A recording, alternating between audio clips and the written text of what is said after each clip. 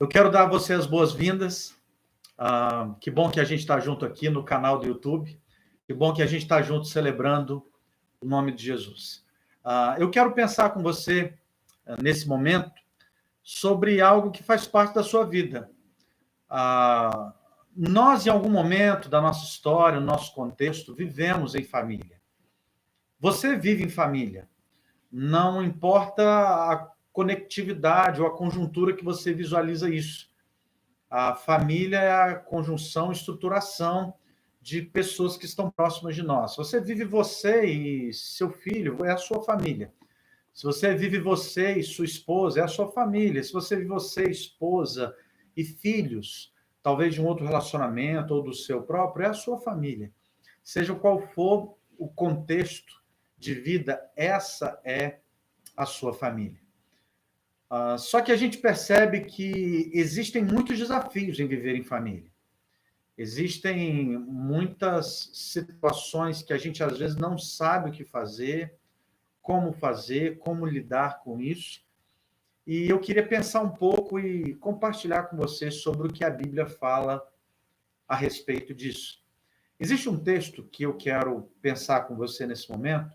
Ele está registrado em Salmo capítulo 128, versículo 1 a 6. Esse texto belíssimo diz assim para mim e para você: Feliz todo aquele que teme a Deus e anda nos seus caminhos, pois comerás do trabalho das suas mãos, será feliz em tudo e irá bem. Em tua casa, a tua mulher será como a videira, e videira frutífera. Os teus filhos serão como brotos de oliveira ao redor da tua mesa. Assim, será abençoado o homem que teme ao Senhor. O Senhor te abençoe de Sião, para que vejas prosperidade de Jerusalém todos os dias da sua vida, e vejas os filhos de teus filhos, e a paz seja sobre Israel. Deus abençoe assim essa verdade da Bíblia para nós. Falando sobre família, vamos pensar um pouco sobre o conceito de família. Família é diferente de lar. Primeira coisa que eu queria que você diferenciasse é que família é uma coisa, lar é outra. A palavra lar não aparece na Bíblia, enquanto a palavra família aparece. Tem vários registros, na verdade, registros em abundância. O registro da palavra família. O que significa lar e família? Lar, na verdade, tem mais conotação com a ideia de casa, residência, o teto, a moradia, é o lugar onde reside a família. Portanto, quando você muda de casas, você está mudando, indo para o seu lar. Está cada local o seu lar. O lar existe quando existe a família. Você pode entender também lá como o seio da família ou desse convívio da família. E família, pastor? Família tem mais uma conotação com o desígnio de pessoas de uma mesma descendência, de uma mesma linhagem, do mesmo sangue, de uma mesma composição, pai, mãe, filhos, ou mesmo de uma composição da qual a gente tem uma consideração. A Bíblia vai dizer que há amigos mais chegados que irmãos. A própria Bíblia fala que há pessoas que não são do nosso sangue, mas nós consideramos como pessoas muito íntimas, muito próximas, consideramos como família. Talvez você tenha pessoas que você considera família, e não necessariamente elas moram na sua casa, mas elas têm uma convivência partilhada com a sua vida. A família é a instituição mais antiga do mundo. A família foi algo inventado por uma pessoa. Sabe quem inventou a família? Eu digo para você, foi Deus.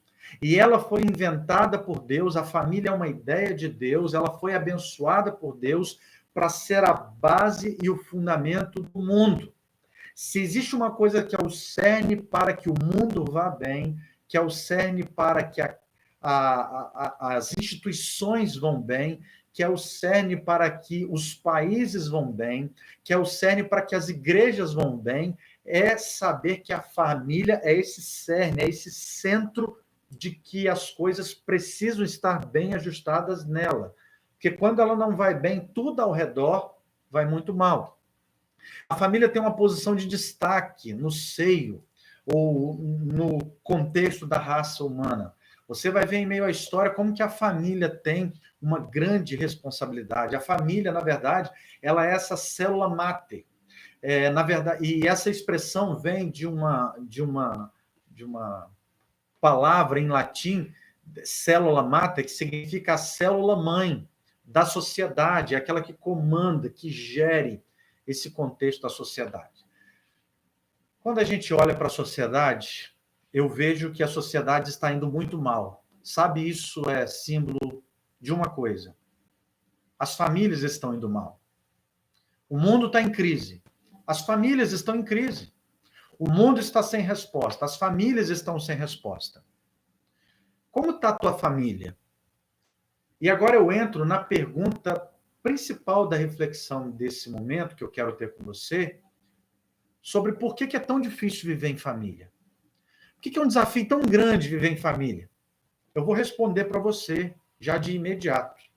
É porque dentro da família é onde nossa alma está desnudada. É porque dentro da família é um lugar onde a gente conhece um ao outro como ele verdadeiramente é.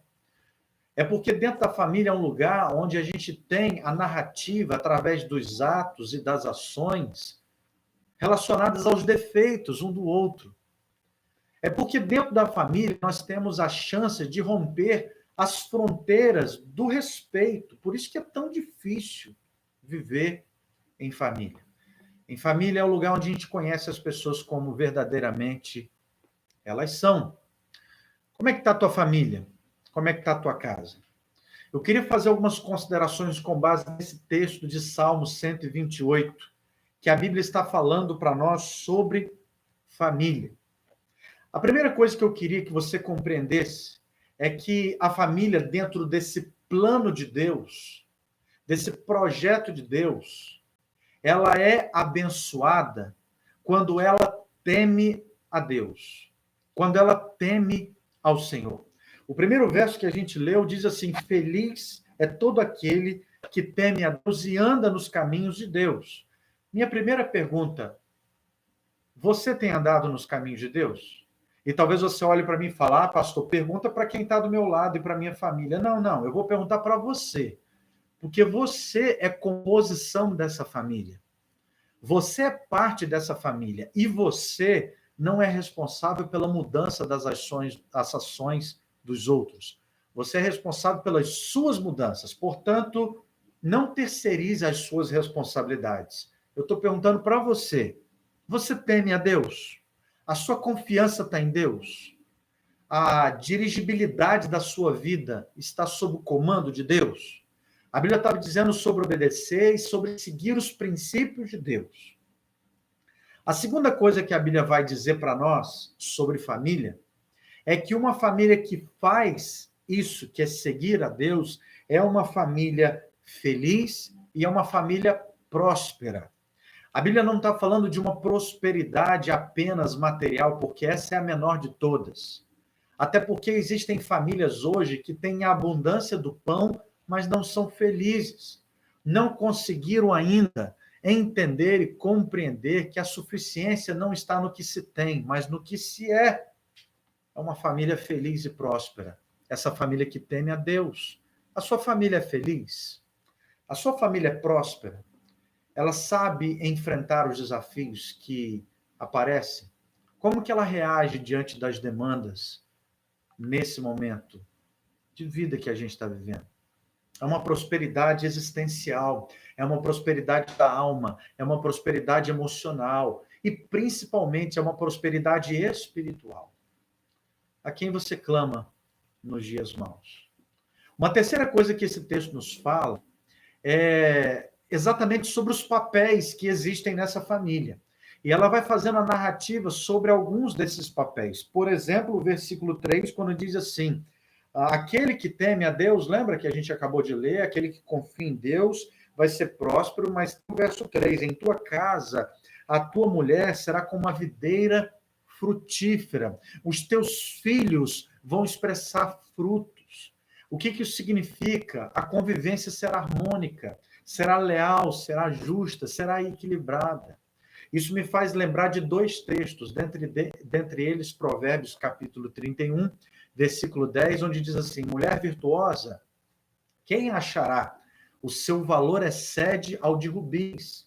O capítulo 18, 22 diz assim para nós, de Provérbios: aquele que encontra uma esposa acha o bem e alcança uma benevolência do Senhor. Salmo 127, 3 a 5 diz assim: eis que os filhos são herança do Senhor e o fruto do ventre, o seu galardão, como flechas da mão do homem poderoso. Assim são os filhos da mocidade. Feliz o homem que enche deles a sua aljava.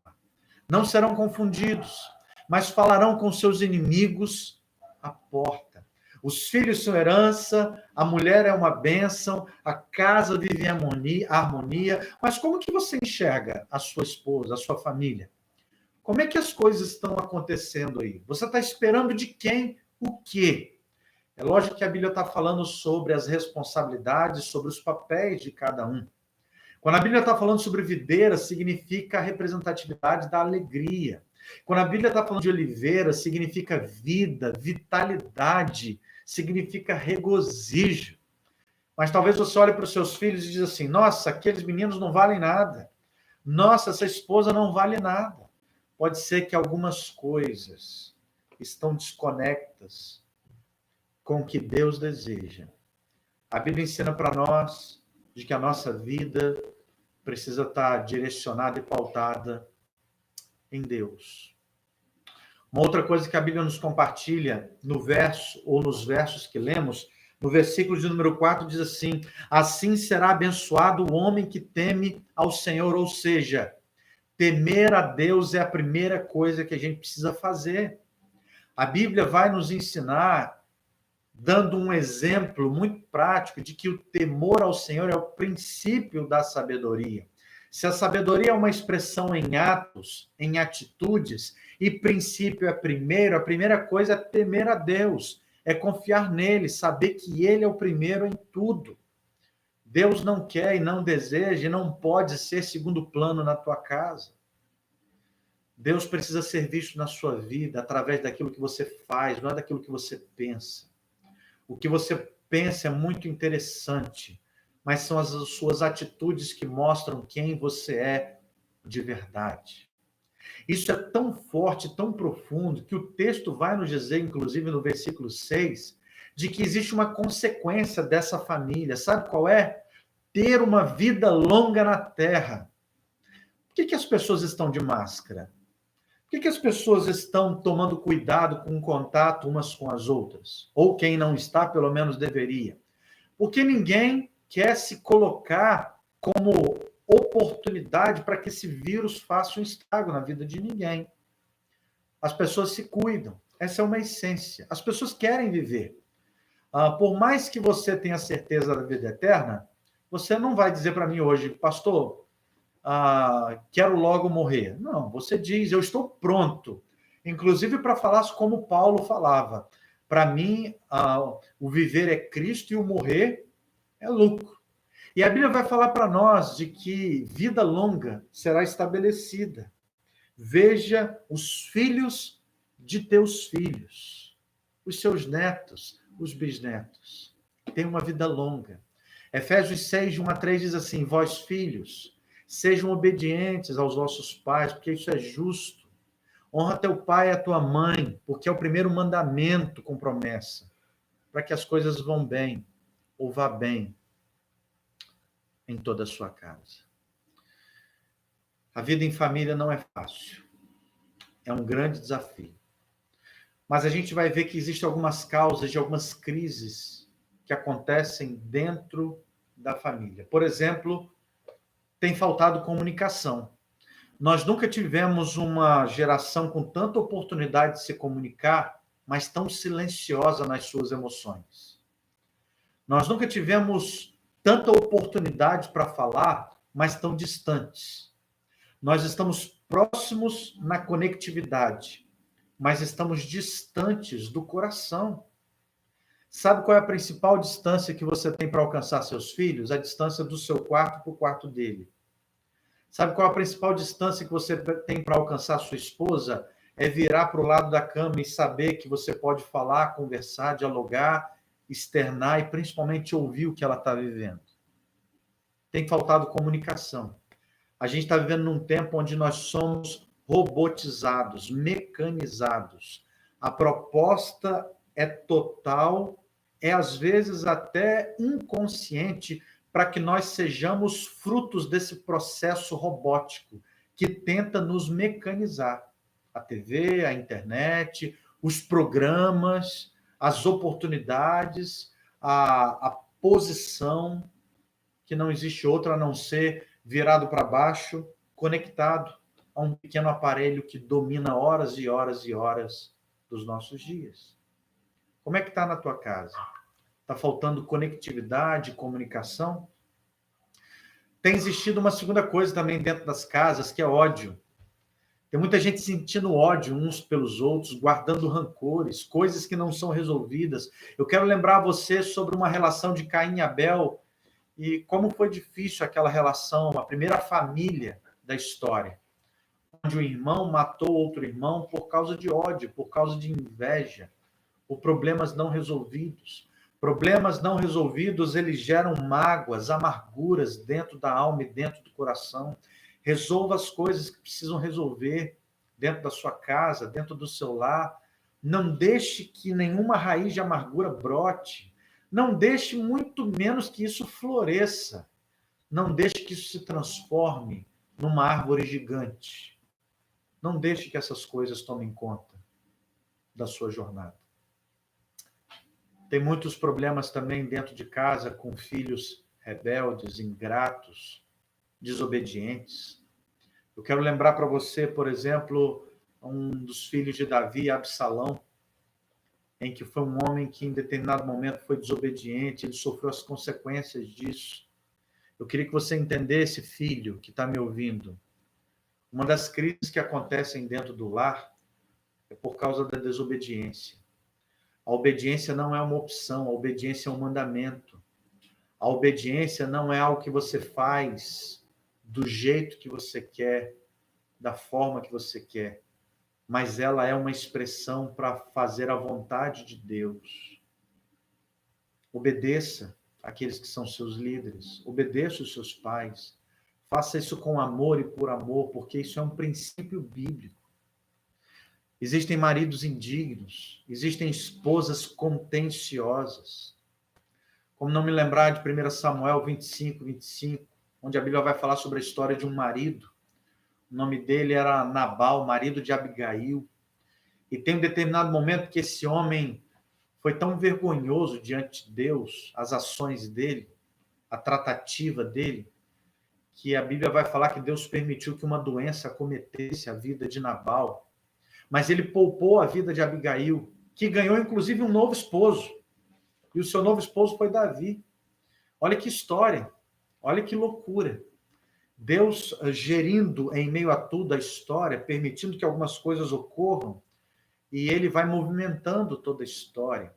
Marido, você precisa ser a liderança espiritual dentro da tua casa. Você precisa ser o primeiro a orar, você precisa ser o primeiro a ler, você precisa ser o primeiro a acertar no caminho, na direção das coisas de Deus. Não espere aqueles que são do seu lar. Esposas contenciosas, por que isso, pastor? Provérbios 21, versículo 19, a Bíblia vai dizer para nós uma verdade muito dura, mas importante, mulher que está me ouvindo. A Bíblia vai dizer o seguinte: é melhor morar numa terra deserta do que ter ao lado uma mulher rixosa e irritadiça. Mulher, pare de blasfemar contra Deus e de reclamar de tudo. Pare de proferir palavras que têm sido e servido mais para contenda do que para leveza dentro do seu lar. Fale palavras mais que abençoam do que amaldiçoam. Tenha doçura, não só na tonacidade da sua voz, mas no conteúdo do que é falado. Seja uma mulher sábia. Ganhe o seu marido e seus filhos pelo amor. Não seja alguém contenciosa. E eu quero finalizar esse momento pensando com você sobre como que a gente resgata a nossa família. Porque talvez você olha e pensa assim, caramba, algumas coisas você está falando nesse vídeo que são verdades. Então eu quero falar com você como resgatar a família. Obviamente, só Deus pode resgatar a família dessa situação. Porém, nós podemos dar a nossa contribuição, nós podemos fazer a nossa parte. O que Deus tem que fazer, ele vai fazer, mas o que você precisa fazer, ele não vai fazer. A Bíblia vai dizer para nós em Salmo 127, versículo 1, se o Senhor não edificar a casa, em vão trabalham os que a edificam. Se o Senhor não guardar a cidade, em vão vigia a sentinela. Ora, claro que não adianta eu fazer tudo se Deus não vai estar comigo. Mas não adianta também eu confiar em Deus se eu não faço a minha parte. Então, faça a sua parte. Tenha mais calma, mais paciência. É um momento difícil. Conte até 10. Resgate o amor, a ternura. Envolva-se mais com aqueles que estão perto de você. Então, eu quero falar algumas coisas nesse resgate da família. Em primeiro lugar, estreite mais os relacionamentos. Essa iniciativa de resgate deve partir de um membro da família. Para de olhar para o outro e esperar. Comece a fazer. Comece a compreender, a se conscientizar dessa necessidade. E uma vez que você está consciente disso, tome algumas iniciativas, brinque de algum jogo, coloque seus filhos no colo, abrace mais a sua família, quem você pode abraçar agora, porque eles estão perto de você, dê mais carinho, amor, surpreenda alguém, dê um presente para uma pessoa. Se você está saindo e pode sair, compre um bombom, um biscoito, um chocolate, uma bala, dê de presente para alguém, surpreenda a sua casa. A mulher faz um bolo, ou homem, faça um bolo para as pessoas que estão perto de você, faz uma comida diferente, surpreenda. Leve café na cama para o seu marido, leve café na cama para aquelas pessoas que você ama, para sua esposa. Faz alguma coisa, se movimenta, sai um pouco do sofá, sai um pouco da internet, sai um pouco da conectividade cibernética e conecte a sua vida com o coração nas pessoas que estão perto de você. Coloque-se à disposição de Deus. Procure cumprir o seu papel dentro da família, o papel de sacerdote, o papel de esposa. Promova a conscientização dos outros membros da família, chame as pessoas para estar juntos, para celebrar em culto, para ler a Bíblia. Mantenha um bom relacionamento com os outros membros da família, mantenha um equilíbrio. Fale sim com as pessoas que estão longe, mas atente-se para as que estão perto de você. E são pontos importantes que às vezes a gente está esquecendo. Por exemplo, princípios básicos de uma vida em família, em relacionamento, é a comunhão. A comunhão é uma expressão que vem da palavra koinonia, que significa, sabe o quê? Participação, tomar parte, compartilhar. Tem gente que não sabe o que a vida está acontecendo dentro de casa. Tem gente que vai sair desse processo de pandemia e não vai saber descrever como está a emoção das pessoas que estão próximas a você, como que elas se sentem. Você já fez essa pergunta? Como que as pessoas que estão próximas de você se sentem? A fraternidade também dentro de casa. Fraternidade é o quê, pastor? Vem da expressão filéu, que significa amor, de irmandade, de relação afetuosa, de carinho. O respeito mútuo, as pessoas são diferentes. Tratar com acatamento, com honra. É um tempo difícil, onde as emoções são mexidas. Mas a gente precisa ter essa consideração recíproca. A gente não pode colocar o peso só para uma pessoa levar. Principalmente aqueles que estão saindo, indo para fora, que precisam trabalhar. Que tensão, que dificuldade. Principalmente aqueles agora que estão me ouvindo e estão com parentes acamados. Principalmente aqueles agora que estão me ouvindo e estão numa cama doentes. A gente precisa ter isso. Tratar com honra, com acatamento, com consideração recíproca. Querido, eu queria convidar você a voltar aos princípios cristãos. Obedecer os ensinos da palavra de Deus. Obedecer as coisas de Deus. Se nós fizermos a nossa parte, de certo o Senhor vai fazer a dele. De certo ele vai restaurar nossa casa. De certo ele vai restaurar sua família. Por que é tão difícil viver em família? porque Deus está dentro da família provando quem a gente é, mas Ele também está construindo quem a gente vai ser. Você está sendo construído, está sendo lapidado. O grande desejo de Deus é ter uma família forte. A grande necessidade do mundo é ter famílias fortes. A grande necessidade do seu coração é compreender que você está numa família e que você coopera para que Deus faça um milagre na sua casa. Você está precisando de um milagre na tua casa? Deus quer fazer isso. É desafiador viver em família, mas Deus é aquele que idealizou a família, é aquele que sabe tudo sobre família. Convido você nesse momento a colocar a sua dificuldade de família e a sua família agora diante desse Deus bendito. Vamos orar? Grande Deus e eterno bondoso Pai, a Ti damos toda a honra, glória, por tudo aquilo que o Senhor é para nós. Clamamos para que o Senhor dirija a nossa vida, em especial a nossa casa e a nossa família. Nos ajude diante dos desafios que nós temos e diante, Deus, desses desafios que nós precisamos vencer. Nós não conseguimos fazer isso sozinhos. Nós precisamos do Senhor. Ajuda-nos, ó Pai. Dirige a nossa casa, a nossa família e as nossas necessidades. Cuida, cura e restaura, para a glória do Teu nome. Essa é a nossa oração, em nome de Jesus. Amém. Que Deus abençoe a sua casa e a sua família, e que Ele dê abundância da sua presença para você, em nome de Jesus.